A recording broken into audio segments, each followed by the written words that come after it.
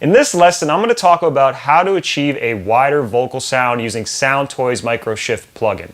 Without getting into it too deeply, let's just jump into Pro Tools and I'll show you how to achieve this. If you look here in this session, this is a song by Stasia Daniels called Crew Watch, produced by myself and my buddy Slow Jams. I'll give you guys a link to that in the description. But if you see here, I have my main Vox, which is a master. This is where all of my vocal tracks go.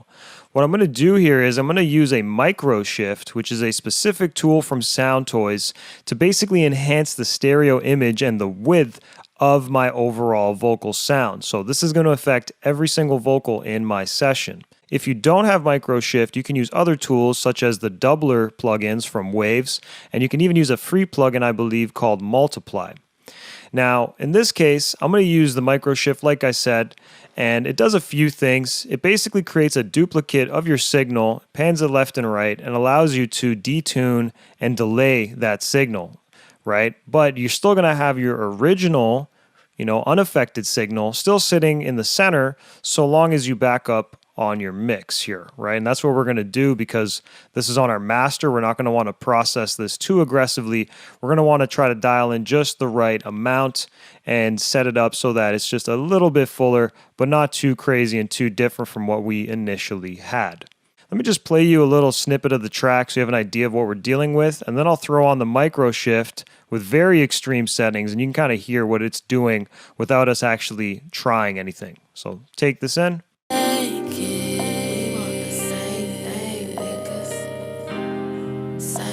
I've been proven wrong, so I'm not gon' fake it.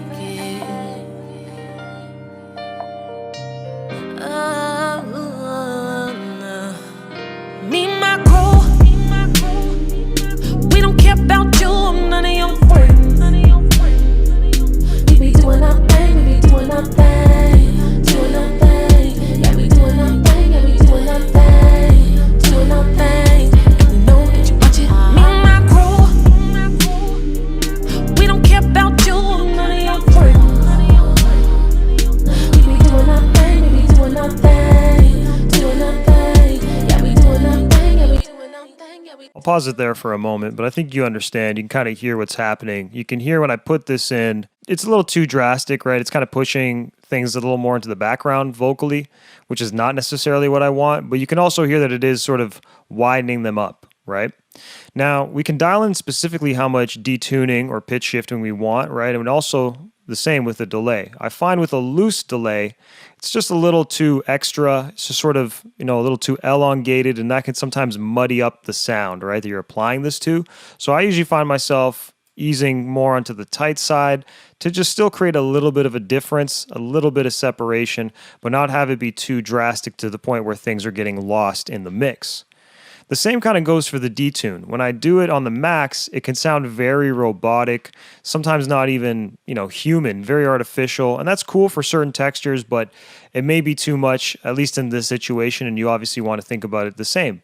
So I usually will find myself detuning it, maybe upwards of half, maybe less than that, we'll see. I'm going to play it again and dial these in specifically, but before I do that, let's just talk about the style and the focus.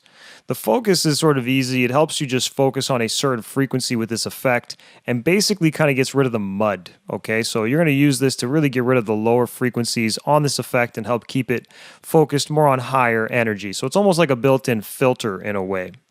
The style is a little bit different. It basically offers you 3 curves, as I call them, and each step up kind of increases the amount of the effect that you hear, with 3 being very stereo and wide and affected, and then 1 being sort of the least affected. Each of them, when they're at 100% wet, you'll hear them. You'll hear the effect being applied.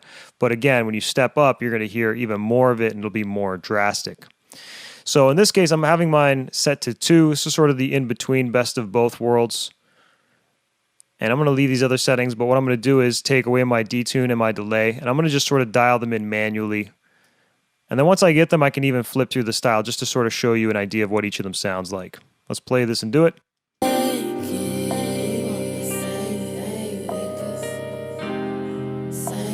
been proven wrong, so I'm not gon' fake it.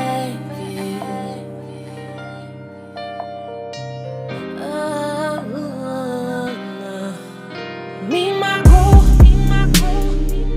we don't care about you, I'm none of your friends.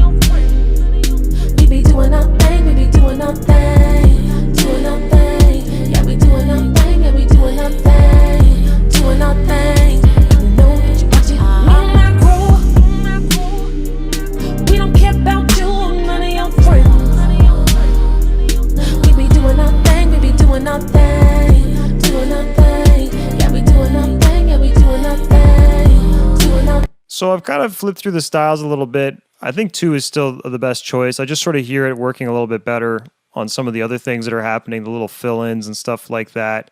3 is also really dope. They're all dope, but just 2 seems to be this sort of, mitigated where it's happening, it's there, but then it's just not too overbearing, which is what 3 sort of gives you. I like where the focus is. I've actually dialed this in before. And you can see usually it's already all the way here to the left, but this focus is sort of around what I would imagine is 1 to 2,000 hertz, which is where the vocal pretty much lives frequency wise. So I'm going to keep it there for now. But then I really want to address this mix. I want to take this down. I don't want to keep it all the way here because this is too extreme. You can see when I bypass it, it is, the vocal does come forward when I bypass it. So this is obviously still pushing it too far into the background. I'm going to probably want to dial in a very light amount. I wouldn't be surprised if it was, somewhere between here and here, somewhere more on the dry side than the wet side. But what I'm going to do is start at the absolute driest it can be, play it, and then bring it in. I've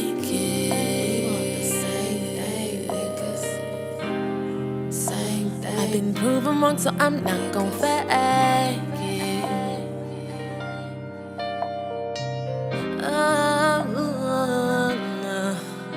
Me and my crew, we don't care about you, none of your friends. We be doing our thing, we be doing our thing, doing our thing. Crew, we don't care about you, none of your friends.